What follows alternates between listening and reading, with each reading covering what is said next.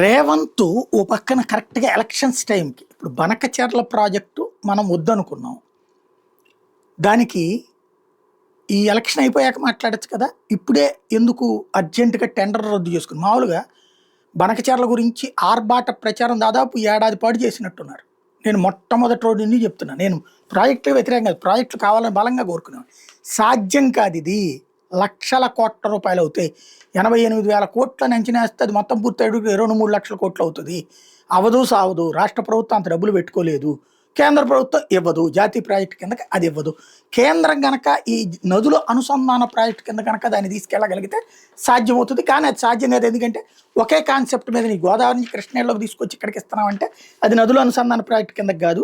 నదుల అనుసంధాన ప్రాజెక్టు ఏంటంటే ఒక రాష్ట్రంలో మిగిలిపోయే జలాల్ని ఇంకో రాష్ట్రానికి లేదా ఒక నదిలో మిగిలిపోయే సముద్రంలో పారపోసే జలాన్ని ఇంకొక నదిలోకి అనుసంధానం చేసి కొన్ని రాష్ట్రాలకు అదనంగా ప్రయోజనం. అది ఇందులోకి రాదు. కాబట్టి ఇది అవ్వదు. అతి ప్రచారం ఆలు లేదు, చూలు లేదు, అల్లుడి పేరు సోమలింగం అన్నట్టుగా ప్రచారం చేసుకున్నారు. ఇది కంట్రోల్ చేసుకోవడం బెటర్ అని అనేక సార్లు చెప్పా. బట్ లేదు లేదు చేసేయబోతున్నాం మేము అనుకుంటే ఎంత, లెగిస్తే ఎంత, నడిస్తే ఎంత, ఇట్లా ప్రచారం చేసుకుని వచ్చారు. ఇప్పుడు సీన్ కట్ చేస్తే ఏమైంది?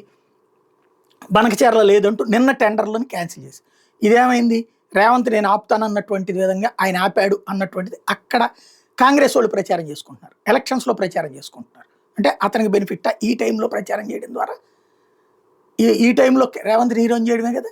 బీఆర్ఎస్ వాళ్ళు రేవంత్ను చంద్రబాబు అనుకుని చేశారన్న. ఇప్పుడు మళ్ళీ చంద్రబాబు గారికి ఇది డ్యామేజ్ కాకుండా అర్జెంటుగా మన నీచపత్రిక నీచాతి నీచపత్రిక ఇద్దరు కలిసేసి లేదు లేదు బనకచెర్ల క్యాన్సిల్ అయినా కూడా నల్లమల సాగర్ దాకా నీళ్లు పట్టుకుపోతారు, ఆ ప్లానింగ్ అయితే ఉంది, దాన్ని 45,000 కోట్లతో అయిపోతుందని ఇంకొక నాటకం బిగించేశారు. ఏం చేసుకుంటారు? నల్లమల సాగర్లో తీసిపోయి ఆ 4 రాయలసీమకు పోవు కదా అవి.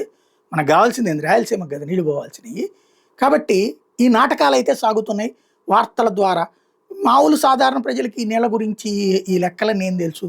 కాబట్టి మనకి తెలిసినటువంటి వాళ్ళకి అబ్బో అసలు అద్భుతం అని చెప్పి మొన్నటిదాకా ఇప్పుడు నో అనర్థం అని చెప్పేటటువంటి. కానీ అసలు ప్రయోజనం ఆపినటువంటి మగాడిగా అక్కడ ప్రచారం చేసుకుంటున్నాడు రేవంత్ రెడ్డి.